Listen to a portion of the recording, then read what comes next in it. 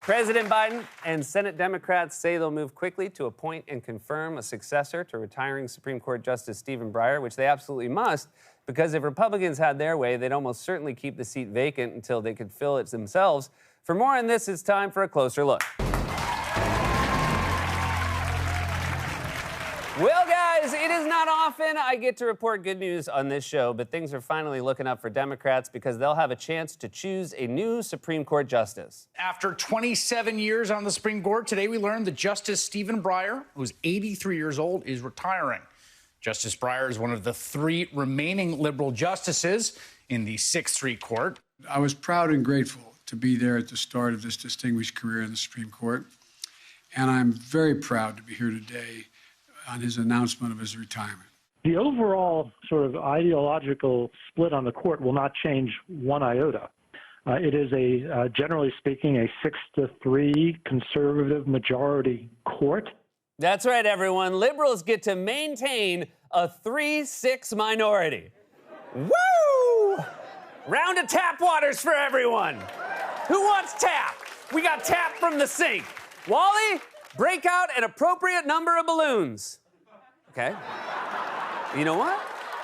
I think we can go ahead and drop a single confetum.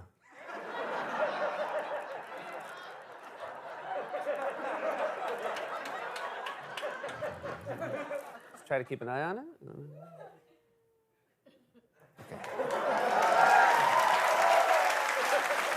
We also called up DJ Khaled and asked if we could borrow his celebratory air horn, and he asked what for, and I explained the good news about maintaining a 3-6 minority on the court. And then he told me that I played myself.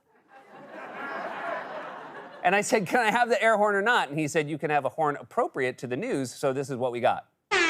Free horn! Who played whose self now? That being said, this will still be a historic appointment because today Biden reaffirmed his commitment to putting the first black woman on the court, which is obviously a momentous and long overdue step. But otherwise, Biden has been pretty tight-lipped about his choice. Yesterday, for example, he demurred when asked about it by reporters at a White House event and jokingly asked someone on a panel with him if they wanted to join the Supreme Court. Every justice has the right and opportunity to decide what he or she is going to do and announce it on their own. There has been no announcement from Justice Breyer. Let him make whatever statement he's going to make, and I'll be happy to talk about it later. We're going to start by asking Tom Linebarger to offer your thoughts, please, sir. Yeah, thank you, Mr. President. It's an honor to be here. Want to go to the Supreme Court, Tom? I'm just going to demur on that one. Hey, man, don't joke around like that because that's absolutely how Trump picked Kavanaugh. We need a Supreme Court justice. Hey, you with the beer bong, you want to be on the Supreme Court? Who, me or my buddy Squee? And I'm just joking. He wasn't chosen randomly. Trump was given a list by the Federalist Society, which is a shadowy group of conservatives who secretly control the levers of power in this country when Republicans are in office. You know what? Well, get rid of that one balloon.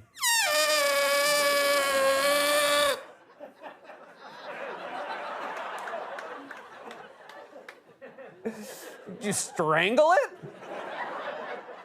And then today, Biden appeared at the White House alongside Breyer to officially announce Breyer's retirement, but made clear to reporters he would not take questions. I'm not going to take any questions because I think it's inappropriate to take questions with the justice here. He's still sitting on the bench, but you'll have plenty of opportunities to get me later today and for the rest of the week, next week too. So thank you very much. Thank you.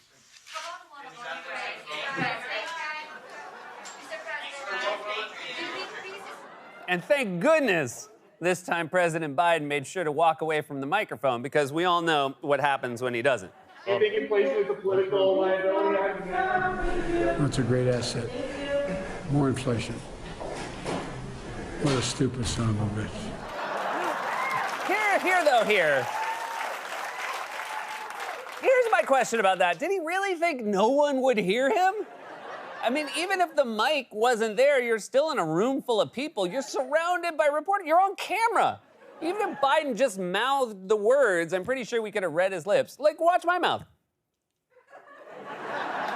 I think you can tell what I just said. Even without the words, his expression says, you stupid son of a bitch. Forget the hot mic. Biden's got a hot face. So before today's official announcement, Biden and his aides were walking on eggshells and trying to be respectful of Breyer because in our dumb system, there was nothing stopping Breyer from just changing his mind and sticking around, and we all have to just nod and pretend that having a forever job this important isn't totally crazy. I mean, what about an employee review every decade? Is that too much to ask? Whoever came up with the idea of lifetime appointments must have been a Stupid son of a bitch. But regardless of Biden playing coy, he and Senate Democrats have made clear that they plan to move fast to confirm Breyer's successor. Senate Majority Leader Chuck Schumer said the Senate would move with, quote, all deliberate speed. Although, forgive me if I don't trust Senate Democrats to move quickly. No one who wears their glasses like this is known for their urgency. In ophthalmology, they call that glasses position the hold your horses. Schumer looks like he's sampling every flavor at a Baskin-Robbins before ordering. And now let me try a little of the Rocky Road. This is getting harder, not easier. I hope the people behind me haven't been waiting too long. Oh, dear! Still, Democrats seem aware of the urgency and the need to move quickly because Republicans have repeatedly implied or said outright that if they had their way, they would hold the seat hostage and keep it empty until a Republican can fill it. That's their position now, and was their position in 2016 when Republicans, including Ted Cruz and Donald Trump, infamously said they would never confirm a Democratic nominee no matter what year it was. You've said that the president shouldn't nominate anyone in the rest of his term to replace Justice Scalia. I think it's up to Mitch McConnell and everybody else to stop it. It's called delay, delay, delay. Sounds like the one guy at a soccer match who doesn't quite know how to do the chant. Ole, ole, ole, ole. Delay, delay. That was in 2016, but it won't surprise you to learn that nothing has changed. Mitch McConnell has already said he likely wouldn't confirm a Biden nominee in 2024 if Republicans win back the Senate, and left the door open to stonewalling a nominee in 2023 as well, saying cross those bridges when I get there, we're focusing on 22. I don't rule anything in or out about how to handle nominations if I'm in the majority position. You can't even bring yourself to say that you'd consider a president's Supreme Court pick in a non-election year. So what's your position then? Only Republicans are allowed to govern? Oh, that is their position. But then that wouldn't be a democracy, right? Well, what would it be? Oh. Well, that's not good. If McConnell got his way, Biden's only job would be grilling hot dogs, eating ice cream, and giving people finger guns at the State of the Union.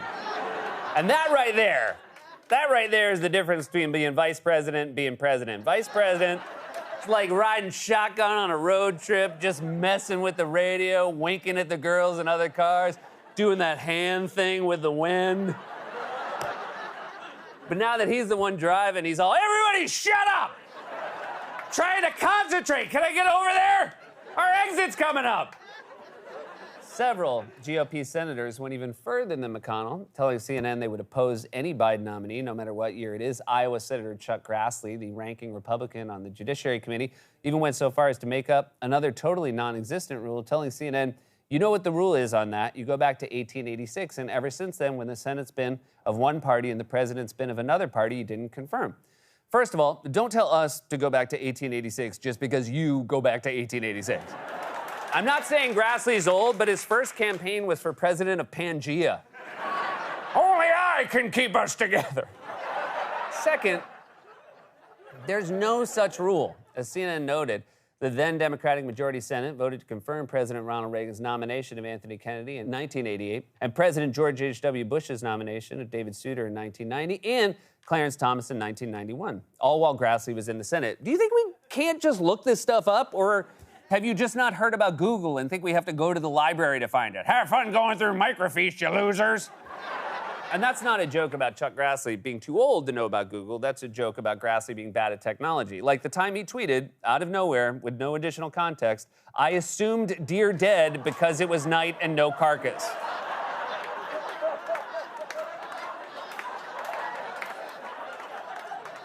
I'm so relieved we found that tweet. One of our interns spent all day looking through the stacks at the Twitter library in Long Island City. They found that and the deer carcass. So clearly these guys are just making up as they go. You know, the same way your mom does when she has too much gin during a game of Monopoly. Mom, you can't put a hotel on a railroad. Well, where are the people supposed to stay? You know, while they wait for their train. I'll bet there's a nice bar in that little hotel. You have a problem, Mother. Well, then I better call Dr. Hendricks. There's no reason to ever take seriously anything these guys say ever again. They blocked President Obama's Supreme Court nominee 8 months before an election and then rushed to confirm Amy Coney Barrett 8 days before an election. Now they're saying even when it's not an election year, they won't confirm a Democratic nominee. Next, McConnell's going to claim the Constitution says the Senate can't confirm a nominee when a Democrat is president, and a month ending in Y when it's alternate side parking before or after Labor Day, and a year when Tom Brady isn't in the Super Bowl. This is why Breyer had to retire now, so Democrats could replace him before Republicans potentially win back the Senate in November. And to help nudge Breyer toward retirement, there's been a sustained pressure campaign from progressives. It is clear that the court's future is really his main reason for leaving after almost 3 decades on the court. He has spoken extensively, particularly over the past year. He even wrote a book that was released in September. And in those speeches, in his book, he expressed concern that the public views the court as political, and he talked about how that perception could really erode faith in the court. He understands this relentless, over the past year, progressive pressure on him to step down. In fact, the progressive group Demand Justice just last spring, they paraded a mobile billboard past the Supreme Court with the simple words, "Breyer, retire," trying to get their message out there. I have to say, I enjoy the idea of paying for a mobile billboard that targets one guy. It's like seeing an ad on the side of a bus that says, "Is your name Steve? Did you borrow my coat last week and forget to return it?" "Yeah, this is Dave. Call me at 1-800-1, give me my coat back, ass." Also, can we please dispense with this ridiculous fiction that the court somehow isn't political? That's all it is. They want all of us to act like it's the Jedi Council soberly deliberating over what's best for the galaxy, when it's really just a group of Republicans and Democrats, nominated by Republicans and Democrats, who do the things Republicans and Democrats want them to do. Pretending the court isn't political is like pretending reality show casts are assembled for the purposes of having drama-free interactions. I don't know where we went wrong with this season of Real Housewives, but some of these ladies do not get along. This is an opportunity for Biden and Democrats to make a historic impact on the court by confirming the first black woman in U.S. history, a move that is both momentous and long overdue. But it says a lot about our current politics that if Breyer hadn't retired now, there's a good chance Republicans would have held the seat hostage and never let Biden nominate anyone, which, if you ask me, is pretty Stupid. This has been A Closer Look.